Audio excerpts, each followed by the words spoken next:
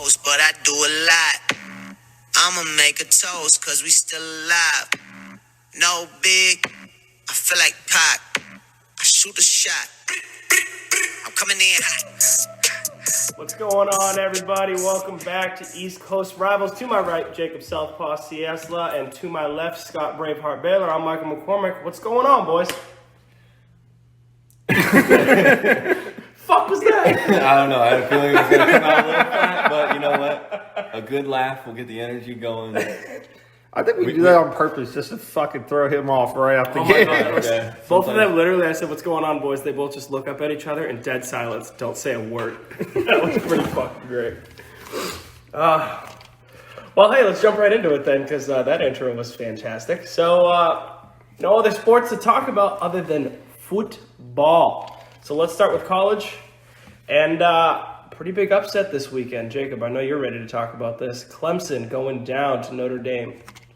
So Clemson, first loss of the year, no longer undefeated, no longer the number one team in the country. But they didn't have, arguably, the best quarterback or their best player in Trevor Lawrence playing last week. So this obviously, maybe it's an asterisk win technically for Notre Dame. But realistically, they're number 2 in the country now. They're undefeated. They're probably their next biggest test is going to be a rematch with Clemson in the college football play or the ACC conference championship game. But how is this going to impact? How do y'all think it's going to impact the college football playoff when Clemson has Trevor Lawrence back? They win, so then Notre Dame and Clemson each have a loss, but you have the ACC champion in Clemson. We know is the better team. They're going to be a lock. But then do you take a one-loss Notre Dame team that has the big victory over Clemson over an undefeated Cincinnati team? Well, first of all, that's if Cincinnati goes undefeated. Right. It was the same thing with BYU. BYU is undefeated as well. If Those they- small schools. If they go undefeated, unfortunately, the College Football Selection Committee is going to go with strength of schedule at that point, which is a bummer because you kind of want to see that underdog team, the team that goes undefeated. The reason you always talk about it, the reason this college football playoffs became a thing, but it's probably going to be very similar to a situation back in 2018 when it came down to Alabama didn't win their conference because they just barely lost. So Auburn ends up playing against Georgia in the SEC championship. Georgia wins. Georgia is number 4 in in college football playoffs, or number 3, excuse me. Alabama's number 4. 2 SEC teams make it in. There's a possibility the same thing can happen with 2 ACC teams this year. Right. Again, I'd prefer to see the undefeated team going though. Yeah, it's interesting to see, Notre Dame, their defense is for real. And the way they played against Clemson, I feel like when they face Trevor Lawrence, that game will be totally different. Mm-hmm. I think it will be a little bit more, that was a close game and everything, but I feel like it's not going to be as high scoring as it once was, to be honest with you. Because I think Trevor Lawrence hasn't faced a defense like that yet. We were sitting back and watching him just pick defenses apart, and he hasn't faced a defense quite like that yet. Maybe this year, but over the last 3 years, yeah, he's definitely done that. But college football is more of what have you done for me lately than what you faced in the past. But to get back to your original question, college football, we've all agreed that them voting on teams to go into the top 4 is going to be the hardest they've ever had this year, especially with COVID and everything going on, and Notre Dame being the ACC now, so they get a little bit more of a challenging schedule than they had before. But I think you would pick Notre Dame over an undefeated Cincy and BYU. That's my honest opinion, because the way, if everything stays on track and Notre Dame keeps winning, they'll face Clemson, because I don't see Clemson losing again in the ACC championship game. Right. And if we yet to be determined on how that game turns out. I was going to say, let's not take away from Notre Dame. There's a very strong possibility that now that they know their offense has already beaten them once. Granted, Trevor Lawrence is an unnaturally amazing athlete. But who's to say they can't beat him again? And this whole thing could be washed away. No, absolutely. Well, Clemson, from the highlights I saw, I didn't get to see the entire game.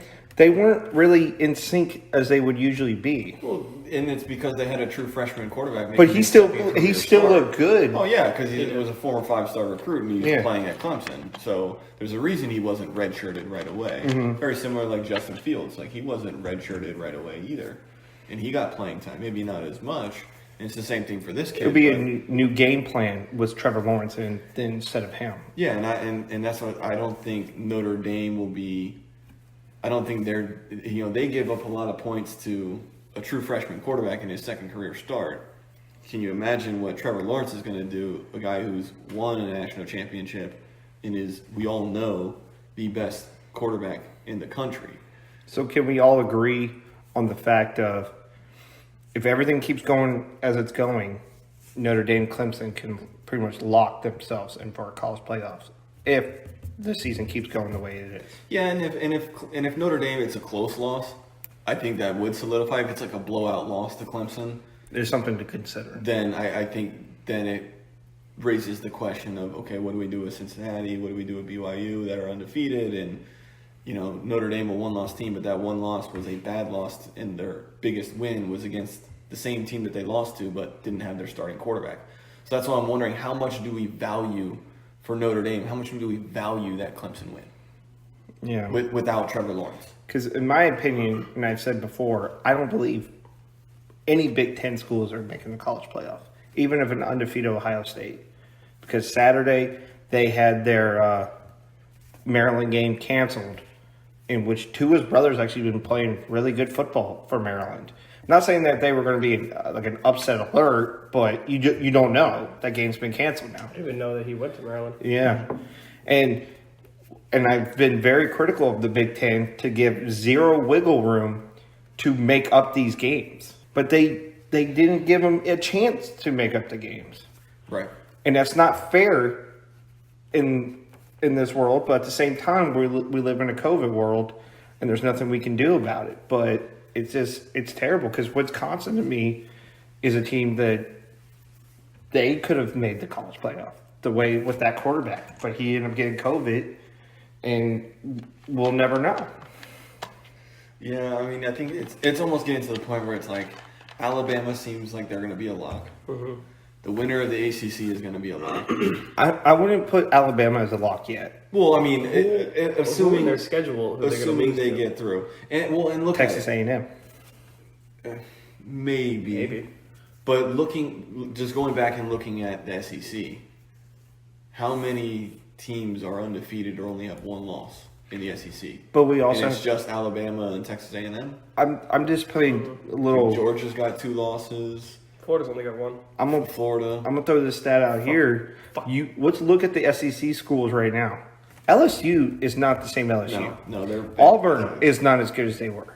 So that strength of schedule just went down for Alabama. And that kind of proves the point of there shouldn't be a ranking in the beginning of the season because those teams are Look 2-3 at Penn. losses Look at Penn already. State. They were ranked 8th. Now they're 0-3. Yeah. So exactly. on the verge of 0-3, and it's like they had Michigan ranked high. Now Michigan's not even ranked. Yeah, Michigan's 1 and 2.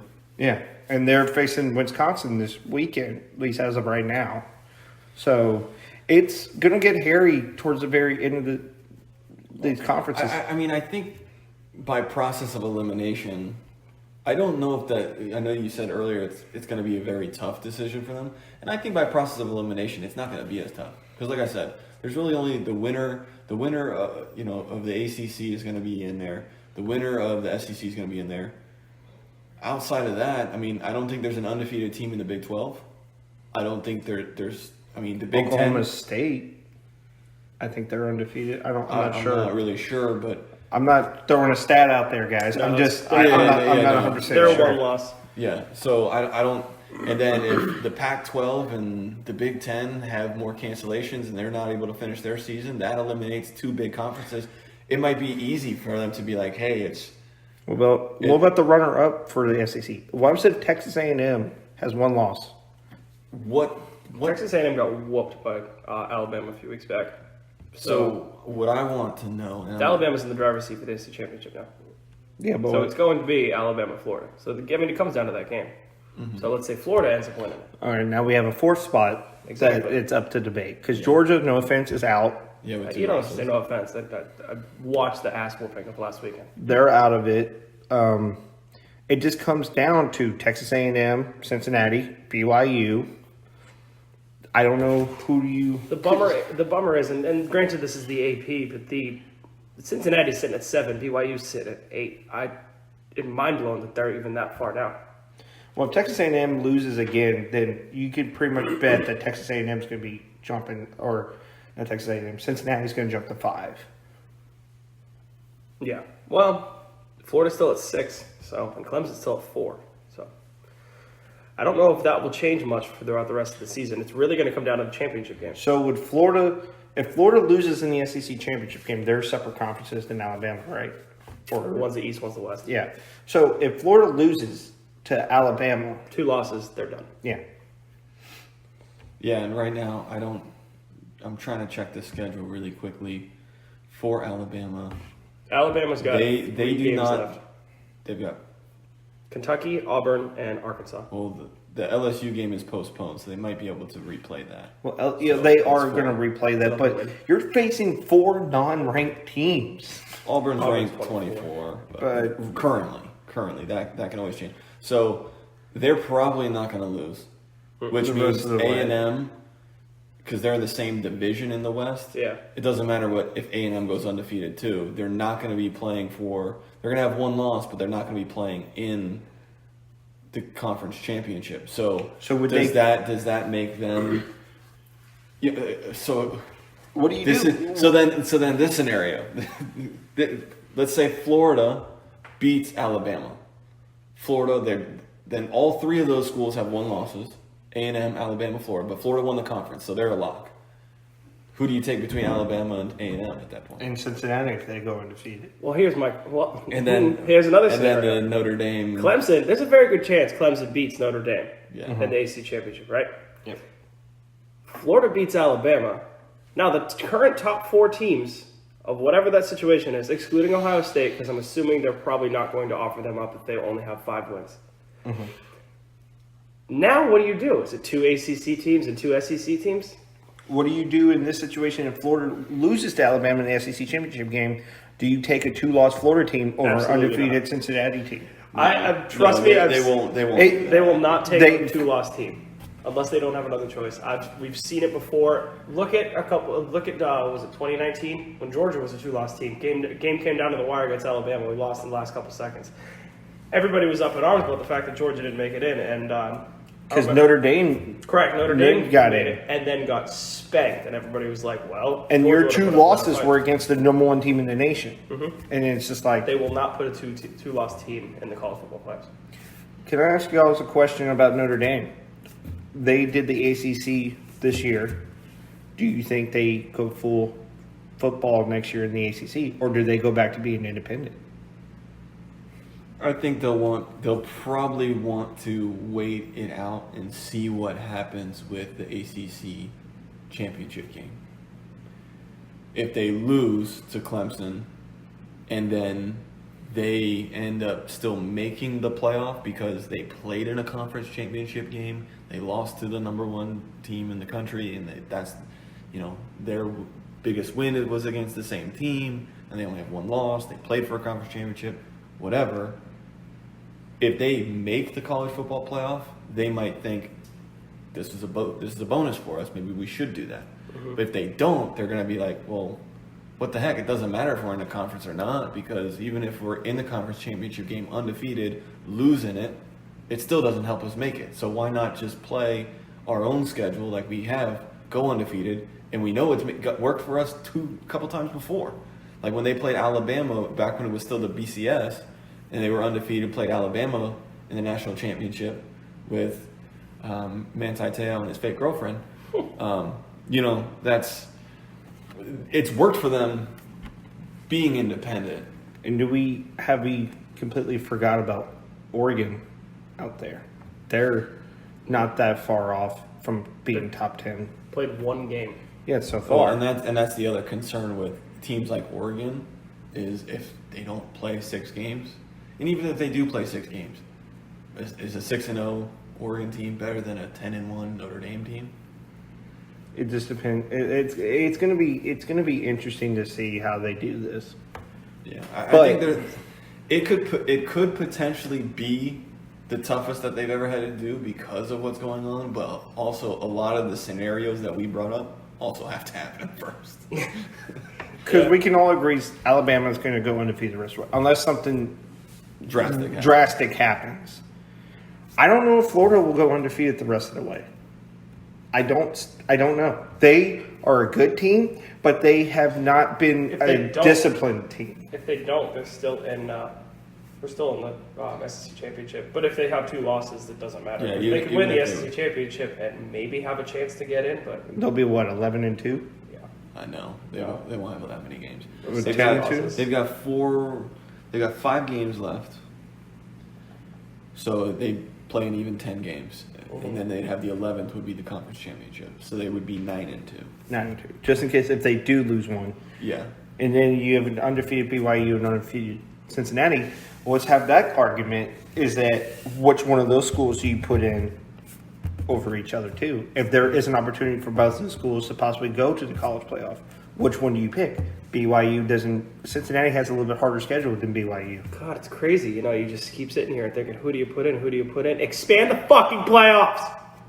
yep, Yeah. 8 teams solves a lot of those problems. Sure does. Yeah. But they'll never do it. No, they will.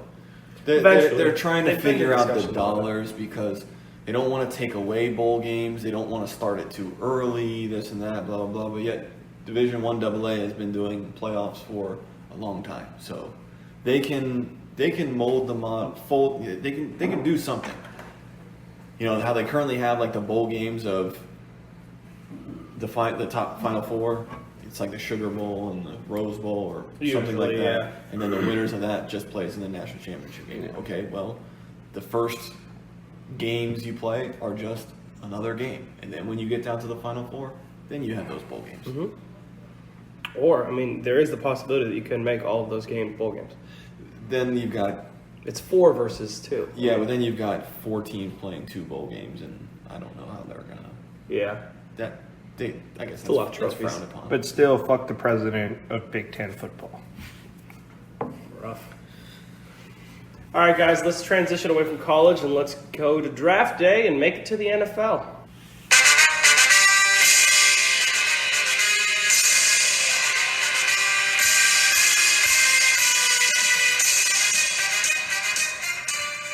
Week 9 is over. We are moving into week 10 of the NFL, and let's start off with a little bit of early season MVP discussions. There's 2 pretty solid frontrunners in Aaron Rodgers and Russell Wilson. How do we feel about the fact that those guys are leading the MVP race? And is there anybody else you think deserves to be discussed in this conversation? Jacob, we'll start with you. There's always going to be extra names that you can throw in there. Josh Allen has played extremely well. And usually when you look at the MVP, most valuable player, usually also reflects in your team and how well you play. Now, granted, I know Russell Wilson and Aaron Rodgers, their teams are winning their division, but it's the same thing with Buffalo and Josh Allen and what they're doing. I know he hasn't played as well as the other guys, but I think the numbers are close. You can still throw Patrick Mahomes' name out there.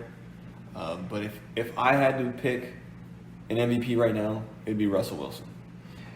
See, here's my thing. I would say as of right now, I would go with Aaron Rodgers. But I feel like it's going to start slowly dwindling down because Russell Wilson, he has no defense at all. And he has to carry the team on his back. Either to the Packers. Yeah, I'm glad you interrupted me. So, that's fucking Threw off my groove. The point is that I feel like those numbers, Aaron Rodgers is in another class by himself. I consider him right up there with Tom Brady as one of the best pure athletes, quarterbacks, probably the best quarterback to ever play football. He has 25 touchdowns, 2 picks. He has no defense. 4 picks. 24 touchdowns. Again, just fucking Fact check. 1 touchdown off. Excuse me. You're doing great. 24 touchdowns, 2 picks. 3 picks. Shut up. Just kidding. And then Russell Wilson, he has shown when he tries to do too much, he can't do it all. He threw 3 interceptions against Arizona. He didn't look that great against a Bills defense that is not the same defense from last year, because he feels like he has to put the entire team on his back, because if he doesn't, they're not going to be in the games. Well, and I think that's also true, though. With Wilson, like he has to do that. Yeah. They don't really have a consistent run game. But I feel like offensive line's not good, and like you mentioned, the defense is terrible. So I feel like Wilson has to do it. he all. has to do it, but I feel like that's going to cause more turnovers eventually down the line. Right, but wouldn't that also be the exact definition of a most Yeah, but then valuable you player? have Aaron Rodgers. You could say Aaron Rodgers, and like you just said, the Packers have no defense, but he's still doing what he has to do with 24 touchdowns, 2 picks. Yeah, and I'm not necessarily disagreeing with Rodgers is definitely doing what he's got to do, but they also have a better offensive line and They have better a run game. that's exactly what I got to And say. he might be surrounded by a little bit better of a supporting cast. Maybe not so much the receivers, because all he has is Adams, and Adams has been hurt a little bit, but When he's Aaron Jones is one of the best running backs in the league. and So- Jamal Williams is not a bad backup for him. Yeah, and he's not a bad number. But Chris two. Carson can't stay healthy. What was it? Right there, it said 4 turnovers committed against the Bills, and So, then this game on Sunday against the Rams is So- going to decide who's leading that division too. And the Arizona's right I behind want to them, go back real quick to something you said about the prey throws he's throwing and the turnovers he's having. I mean, there's a reason they call them 50-50 balls, and this conversation doesn't happen most of the time when it comes to Russell Wilson, because they work out. Those 50-50 balls, those prayers he throws up in the air, normally work Usually out. more 75-25 with Yeah, for Wilson's real. favor. I mean, they're 6-2. They got the same record as the Packers. And the reason I think he is currently the front runner in the MVP race is because, as you said, he has no one else right now. He's doing this all by himself. but we can use the same argument for Green Bay though, with So- no wide receiver help. But he's making guys names because Devontae Adams, like you just said, has been out. Aaron Jones has been out for 2 games before. Devontae Adams missed 2 to 3 games, and he still were winning by double digits. Yeah, they lost to Minnesota, but they were still in that game as And well. they got spanked by Tampa. So, going a little more under the microscope here, comparing statistics. So, player A has more yards, higher completion percentage, more yards per game, more touchdowns, and has been sacked more times. Player B I was thinking you were going to say player 2. Player B has a higher QBR and has thrown less interceptions. Which one are you taking? Russell Wilson. Well, you don't know who's who. I mean, I think you can figure that out when he mentioned 3 interceptions in one game and Rodgers has only thrown 2. But Well, if we can break down the stats and stuff. Obviously it's going to have to come down. Every game is going to be important. This Sunday is a big game for Seattle. yeah, so again, kind of that's why I wanted to take it under the microscope a little bit, because how do you determine who the MVP is when they've got the same record? They're both going to win their division at the halfway point. Same record, winning their division. Who gets the edge? And that's why I think you have to look at the statistics. Again, higher completion percentage, more yards, more touchdowns. And he's been sacked more times by double digits compared to what Rodgers has. So alluding to the fact that he's having to do more, and that's why he has more turnovers, is because he's dealing with less. The offensive line is not nearly as good. He doesn't have the time. So those turnovers is because of something else. So you take away those sacks and take away the pressure, maybe he has less turnovers. And then that creates the, when we're looking at the statistical side of things, if Wilson only had 5 interceptions compared to 8, well, Rodgers only has 2, are we really going to How many put that fumbles under? does Russell Wilson have? Yeah, I know he's got quite a few as well. So I don't have the overall number of turnovers, but again, the fact that he's been sacked 24 times compared to 9 Have of they? Rodgers. Do they announce the MVP at the end of the season, or do they wait till after the playoffs to announce MVP? I really don't know. Because they do it at the NFL Honors. Is it the night before the Super Bowl? Yeah.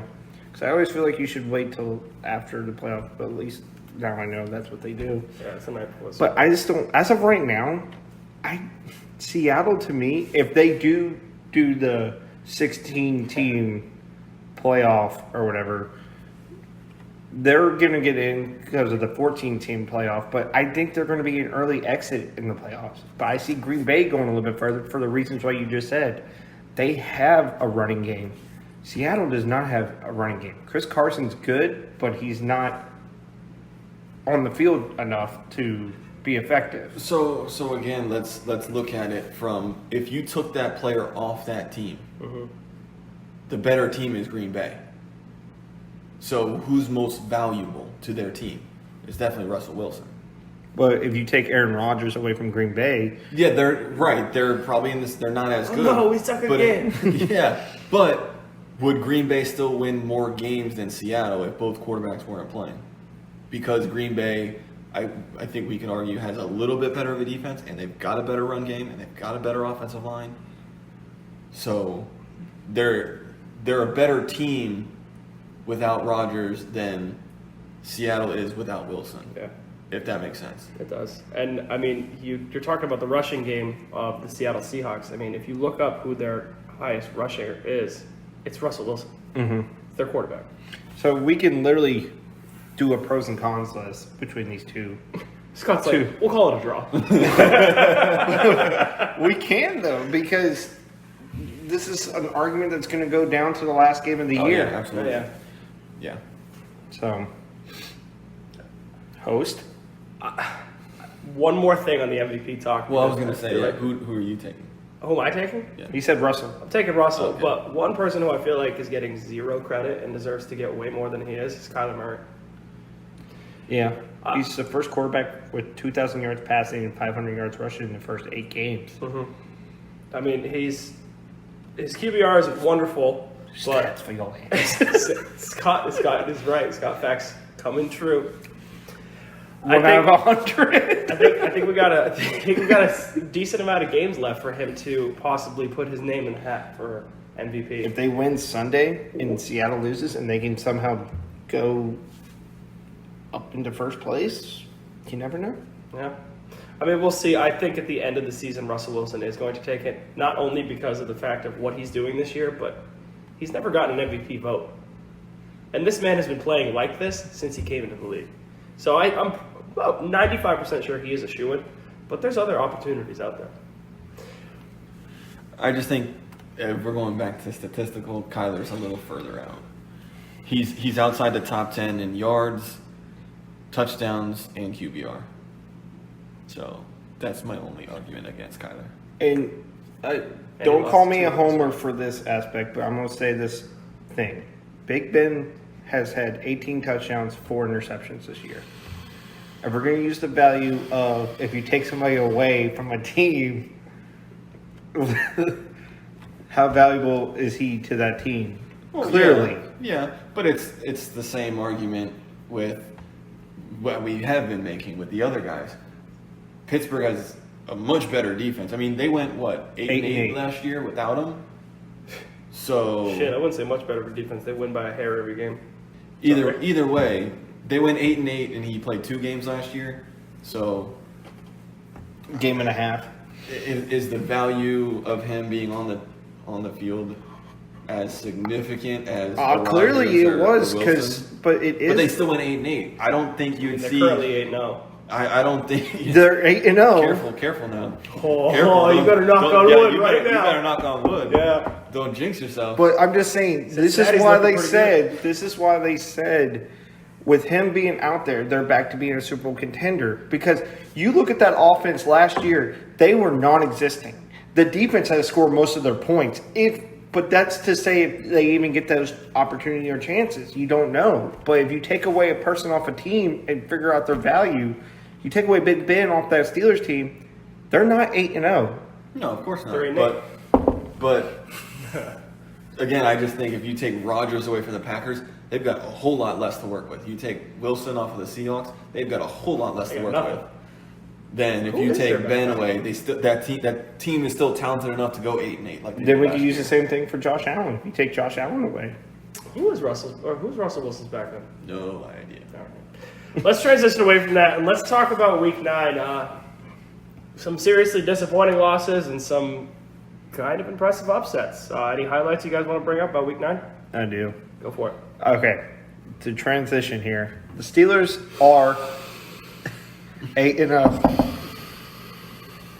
but this is a team that still gets zero respect because they've been down going into half back-to-back weeks, and I think it says more about a team when you come back instead of blowing them out. And I still have the 8-0 team that gets still no respect, but I don't think that really bothers them that much. They rather win by 1 point than Do we need to quote Vin Diesel 3 Yes. weeks in a row? yes, because no matter even if the Steelers I try to tell y'all, man. if Steelers go 16-0, they'll be like, well, this is the worst 8-0 team. Well, 8-0 team right now. If they go 16-0, they're the worst 16-0 team of all time. Yeah, because there was only 3 of them. But you understand my point, though, because the Brady and the Patriots had the most. What was it? I think they had the record for the most points scored in that. But the Steelers are winning by 4 points We saw or that 3 right points. But it's like that should say more about a team than. Yes and no. You guys know how to collectively win. It's not the offense, it's not the defense, it's not special teams, it's the whole team. And that speaks volumes. I joke with you about them being close games, but you guys, Dallas came out a different Dallas team last week. Mm-hmm. That XFL quarterback decided to do whatever the hell he wanted to do, or whoever he was. And look who he took off. The Steelers just came out of a freaking boxing match with the Ravens. Right. No, and the Steelers did what any great team, any Super Bowl contender does. They go in at halftime, make halftime adjustments, come back out, shut them the fuck down. And that's exactly what Find ways happened. to win. Yeah. Jacob. Not to be a homer there, but that's just my point. It's your Week 9 recap. My week 9 is the New Orleans Saints. So New It'll work Orleans later. was a team that I think a lot of us after week 3, 4 were starting to write them off. Mm-hmm. They're 6-2 in first place in their division, They're right back in it. and they stomped the Bucks for the second time this season. When we all started to see Tom Brady and the Bucks starting to be the best team in that division, and then what did the Saints come out and do? Win 38-3. That was one of the worst game plans I've ever seen on football. Yeah. And I watched the Jets play. You know what bums me out? I got caught up in That's that. rough. No, I was all about the Bucks hype. I fell for it too. And then if you really think about it, after that loss, I look back and they won by a field goal against the Giants. They lost to a good Bears team, but a Bears team they should have beaten. It's rockier than it looks like on the surface, and they need to seriously figure some shit out if they want to make a Super Bowl run this year. They should have lost to the Chargers. Chargers were up by 17 with Yeah, a they rookie should've. quarterback. And they lack consistency. They Well, don't have an identity. And I think there's quite a few teams that we can say the same thing about. But they have an identity. Bucks do not. To a Let's certain extent, yeah. let's not take away from the fact that the New Orleans Saints are rolling now. I'm pretty sure you could have lined up any team against them last week on Sunday, and they would have stopped them. They looked good. I'm not a believer. I want to take away that term "rolling" because we said that about the Bucks, and then they have fallen flat on their face the last 2 weeks. I'm still not a essentially. believer in the Saints, though. I mean, I understand where you're coming from. I'm a believer in the But- Saints when Michael Thomas is on the field. Yeah, and, He only had 50 yards receiving that It doesn't matter. but it's still a huge impact because Yeah. it changes the whole game plan. If Michael Thomas isn't playing, the Saints aren't the same offense, and the defense can play a whole lot differently. Shut down Kamara and then play single coverage on an old Emmanuel Sanders and a young Traquan Smith. Like, it's not the same where then you have to now double Michael Thomas. That takes away less than you can put on Kamara, I feel like and then it's still Drew Brees we're talking. the Bucks need to go back to what Tom Brady to survive. Get rid of the ball fast because his offensive line is going to get him killed. You could see that against the Saints that he has no time to throw. I just think that the Bucks put too much money into his weapons and not enough in his protection, and it's showing. It's Very much. Yeah. Not to get off the Saints Bucks conversation, but my Week 9 recap is the Miami Dolphins coming out and beating in a very, very high-scoring shootout game the Arizona Cardinals. It was the Kyler Murray, Tua Tagovailoa show, and Tua came out on top. I'm really impressed, and it just makes me think back a couple weeks ago about us talking about how we all think it's a terrible idea that they sat Fitzpatrick and they started Tua. Well, I think all of us can collectively say that was not true. Well, my point, playing the devil's advocate on that, was maybe they didn't think they were going to be at a part where they were 3-3, and they decided, you know what, we have a legitimate shot at maybe even winning our division or making the playoffs. So let's put in the better guy, which we believe is Tua, and let's run with it. And so far, that's starting to pan out. I think it's a team effort. Tua has showed some great traits out there, but I have to give it to his defense. Their defense back to back weeks, they've stepped up. They've scored 3 touchdowns in 2 games, 2 being a fumble recoveries, and then I think a special teams play actually as well. So I feel like their defense is stepping up, and that's why they're giving him opportunities to succeed in the right areas and not putting too much pressure on him. Yeah, guys, let's transition into Week 10. Any big Week 10 previews you want to discuss? Mine is going to be the Los Angeles Rams. They have had, to a certain degree, a pretty light schedule. You know, wins over the Giants, the Redskins, the Eagles, that we would all say are not great teams by any means. But now they get the Seahawks, the Bucks, the 49ers, the Cardinals. I mean, and they end the season with the Seahawks and Cardinals again. So they're sitting at 5-3 right now. That's a tough back half of the schedule. Exactly. So I want to see, is this Rams team actually 5-3 worthy? Or was that just a benefit of their strength of schedule or lack thereof in the first half of the season? So I'm curious to see what the Rams do this week. My game will be Arizona and Buffalo because I feel like we're at 2 crossroads with these teams. Buffalo is, I think, 7-2. Mm-hmm. And a lot of people question that 7-2 because that defense has not been as reliable as it was last year. And then you got Arizona, who runs like an air raid offense. They're right there in the division, especially the 49ers. They're done for the year. With all their players they got hurt, they're done. They're right there to take a division title possibly too. So I feel like this is a crossroads for these 2 teams to see who's going to keep going forward and who's probably going to stay on an even keel. My Week 10 preview is another divisional matchup, but one where both teams are under 500. And as crazy as it sounds, whichever team wins is going to make a big impact in that conference, or in that division, excuse me. Eagles are playing the Giants. Eagles are currently in first place. The Giants are currently in last. The Giants are currently in last at 2-7. Only teams above them are the Cowboys, who beat them, Washington, who's 2-6, and the Eagles are only 3-4. Now, if the Eagles beat the Giants, they take another leap up in their division, making a larger spread for them to take the NFC East. If the Giants do, there's a possibility that they jump up if the Cowboys and Washington lose this week to number 2. So from last to second in 1 week, and then they're real close right there with the Eagles, excuse me. So that'd be a tight race towards the end of the season. Again, these teams all collectively, all 4 of them, only have, I can't do quick math, oh my God, 9 wins. God, that division's fucking terrible. Wow. I need to go back to school. Holy shit, online. For real. It's the weirdest and kind of most exciting thing to watch.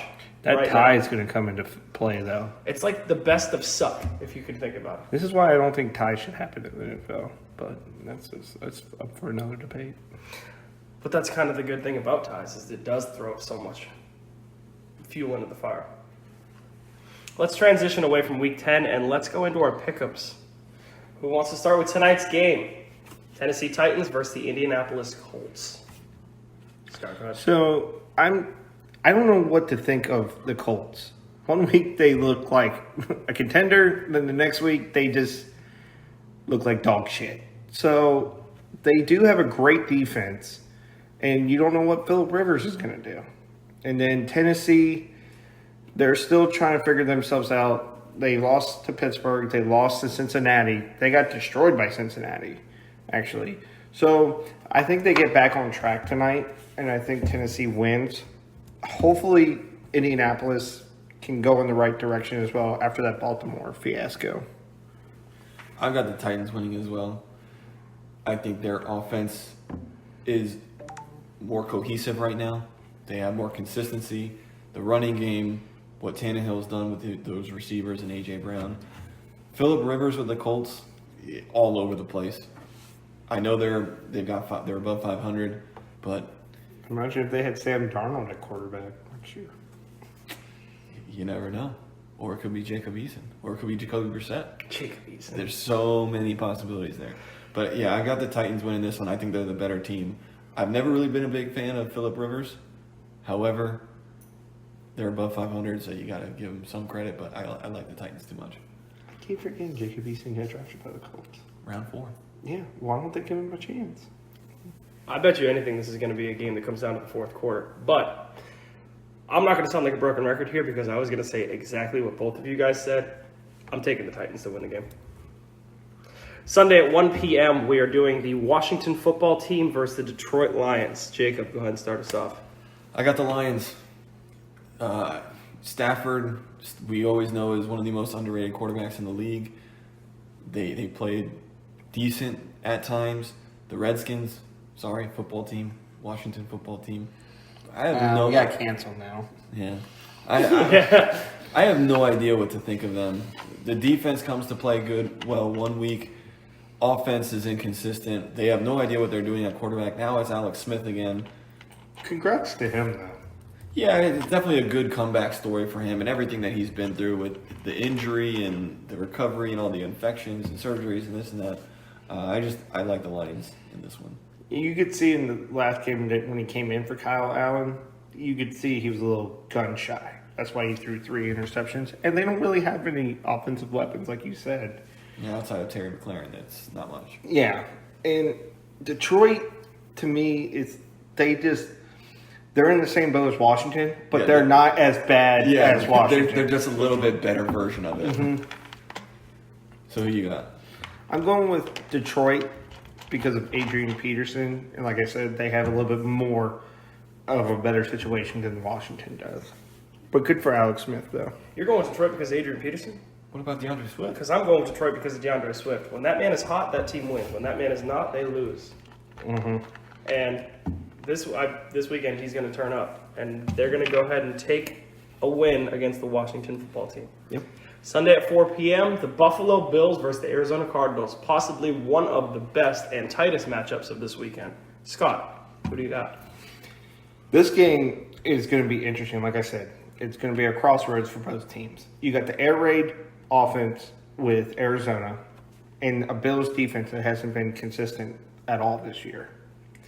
And then you got Josh Allen maybe going back to playing the football he was before those last 2 games against Kansas City and all them. So this game's more of a toss-up for me.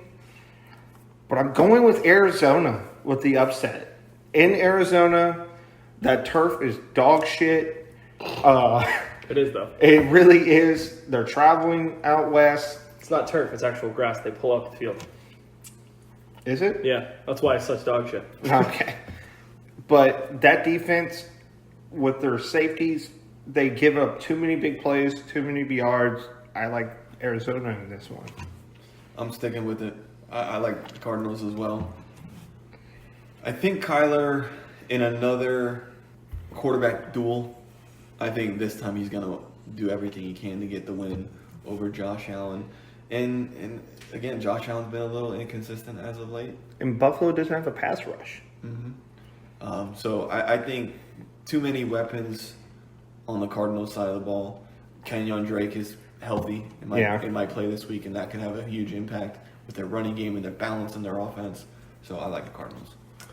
Well, boys, we're going 3 for 3 on 3 games. I got Arizona as well. I think Arizona's going to end up beating them. It's probably going to be within probably 3, maybe 7 points. It's not going to be much further than that. It's going to be a shootout. It's going to be an exciting game to watch, but I think Arizona's going to pull it out. 10-6, seed in the playoffs. All right, guys, Sunday night, 8 p.m., the Baltimore Ravens versus the New England Patriots. Scott. This game is going to be interesting to me. Sorry. Thought I had to do it because of Baltimore. I am going to pick New England.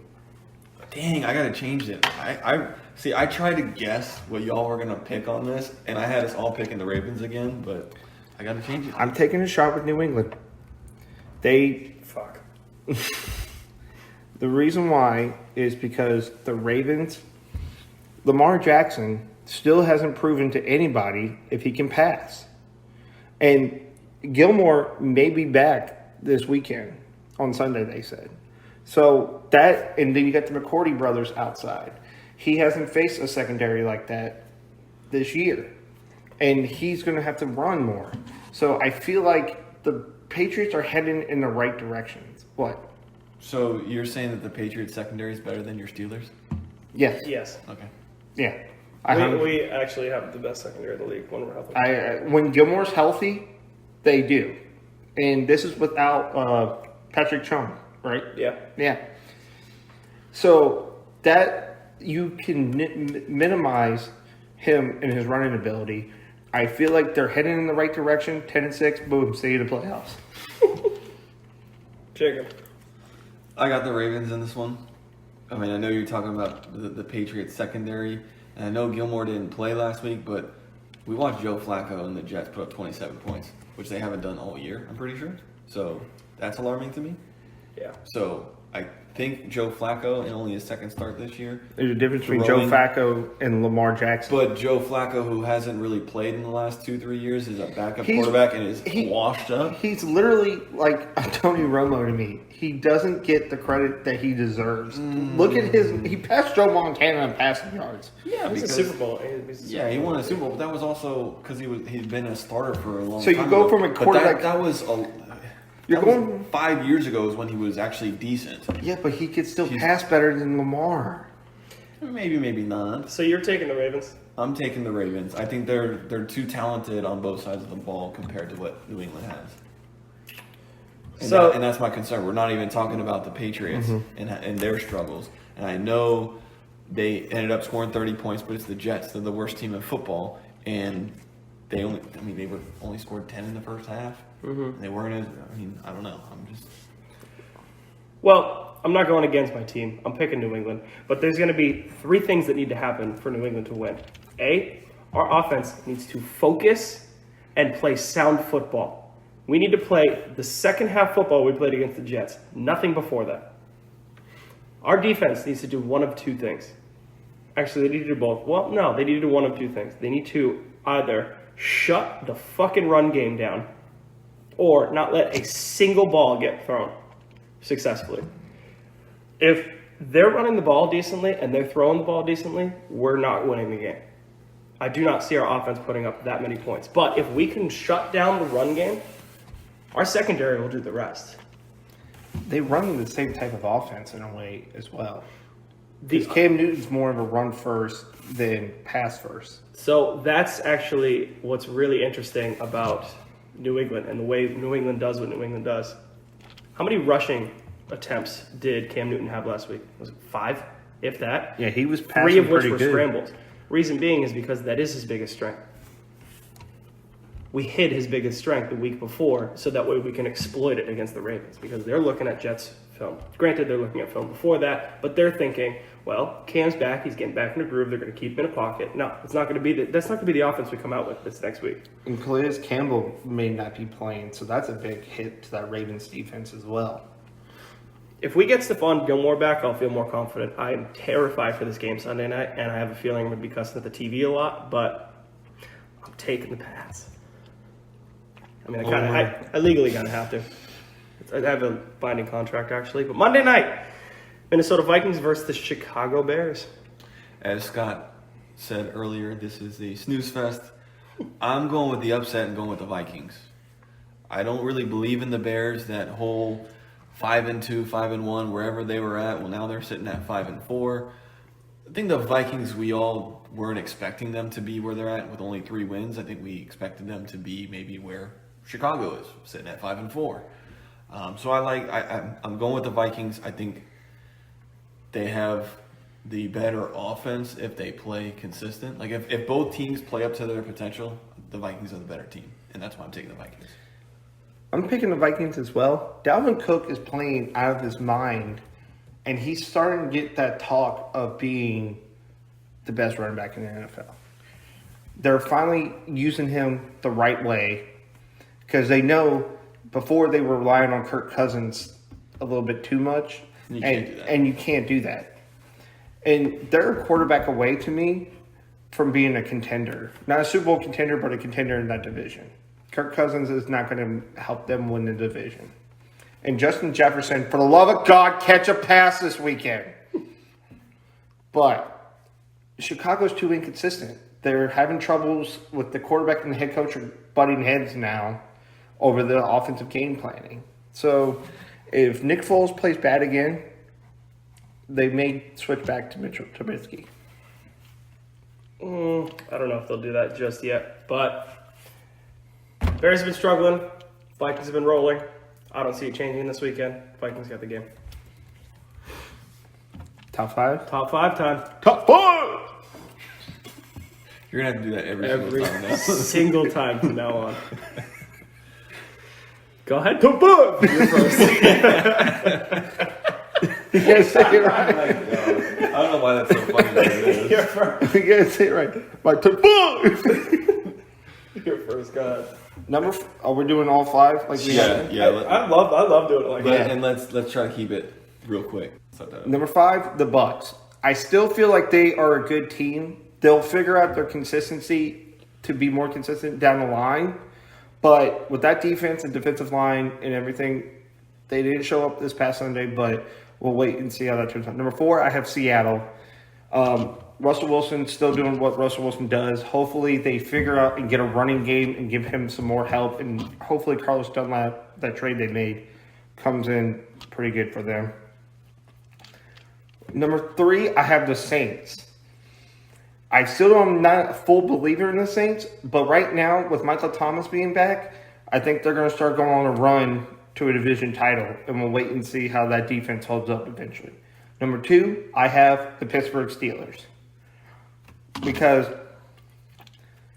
they are a good team. They're still 8-0, but they need to start getting more of a running game. Connor came out of the gate looking good, but now he's back to being Connor again, and hopefully they can get back on track on that and actually win games and go into halftime with a lead instead of trailing. And number 1, I have the Kansas City Chiefs. They're 7-1. Their defense is still suspect, but you don't need to have a great defense when you're just outscoring everybody. All right. My top 5, starting with the Green Bay Packers. I feel like they're just playing too good of football to not recognize them as the top 5 team. I know we were having conversations earlier about Russell Wilson versus Aaron Rodgers, but the reason the Packers are in my top 5 is because it's a team. It's not just Aaron Rodgers, but they have Aaron Rodgers at the helm. Number 4, welcome to the first top 5 this season for me, the New Orleans Saints. After steamrolling the Bucs the way that they did and the way that they've been playing the past couple weeks with Michael Thomas back, they're definitely a top 5 team. I got them at number 4. Number 3, I know I said I'm going to take Arizona winning this weekend, but I have the Buffalo Bills at number 3. I just feel like they are the team that has the prove me wrong team. Prove me wrong. Prove me why they shouldn't be in my top 5. Number 2, don't have Pittsburgh. I have KC at number 2. The only reason is because you either win by an inch or you win by a mile. Winning is winning. The only 8-0 team in the league deserves to be at the number 1 spot. Obviously, we know reasons why KC and Pittsburgh should duke it out for number 1 and number 2. But if you're looking at it, it's simple: wins and losses. Mm-hmm. Jacob. So I think outside of the top 2 teams, I think from 3 to 8, I think are all interchangeable. Yeah, it's really. I think that it's literally really week by really week. close. I think every week you look at all top 5 teams, and have a reason to say there's Why no they're not. clear-cut favorite for Super Bowl to me. The only reason that Kansas City does is because of Patrick Mahomes and their defended champs, but there's just not enough consistency with every single team to say they're the Super Bowl favorite. Yeah. So I'm leaving out a couple teams that both of you had in your top 5. Starting with number 5, I'm going with the Baltimore Ravens. I think they have won a little more convincingly in recent games against decent teams. They're 6-2. They're still right there. We'll see what they do against the Patriots. Again, it's a week-to-week thing. I could have put the Packers there. I could have put the Bucks there. There's so many teams that can go there. Splitting hairs. Yep, exactly. Splitting hairs. Number 4 is where I have the Seattle Seahawks. I think the Seattle Seahawks, to me, with Russell Wilson and the MVP, that's why I'm putting them there. I just think he makes the difference. He makes that team go, which is why I like them a little bit more than some of the others. Number 3 is the New Orleans Saints. They've won 5 in a row. Again, kind of alluding to earlier when I was mentioning we were kind of writing them off after they were 1-2. And now they've ripped off 5 straight, including their most impressive win to date last week against the Bucks, who we all had in our top 5 last week. Scott still has us in the top 5. So in a 38-3, it's a decisive win. That's a big win. So moving them up, offense, defense, Mike Thomas is there. They look a whole lot better when he's on the field. So that's why I got them there at 3. Number 2, keeping Kansas City there. Big reason why I have Pittsburgh still at number 1, not just because they're undefeated, but the wins. They're close, but they're against Tennessee and Baltimore. Good teams.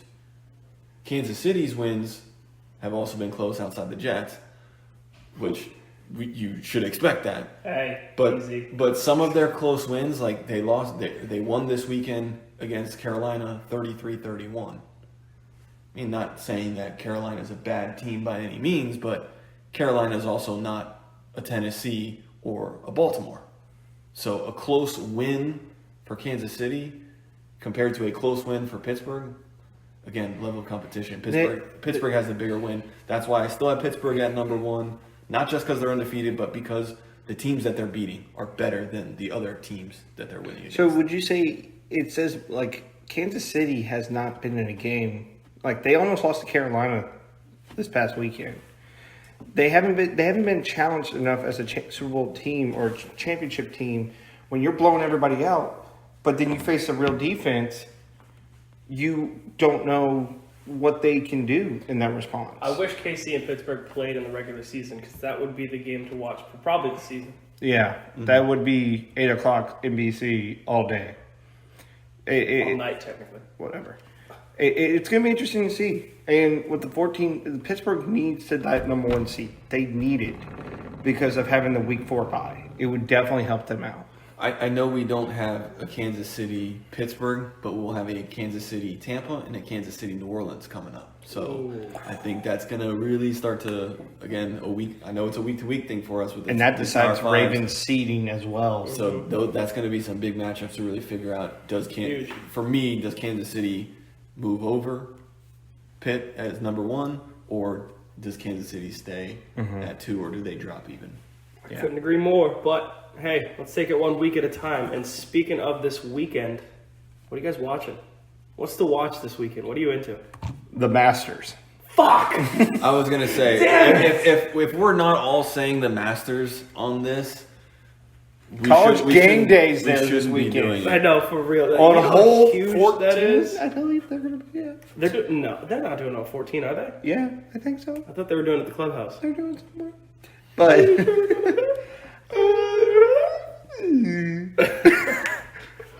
you got to say the Masters. Tiger looked great today. And it wouldn't surprise me if he wins it again. This is their Super Bowl, and this is what everybody looks forward to. So it's going to be great to see this weekend.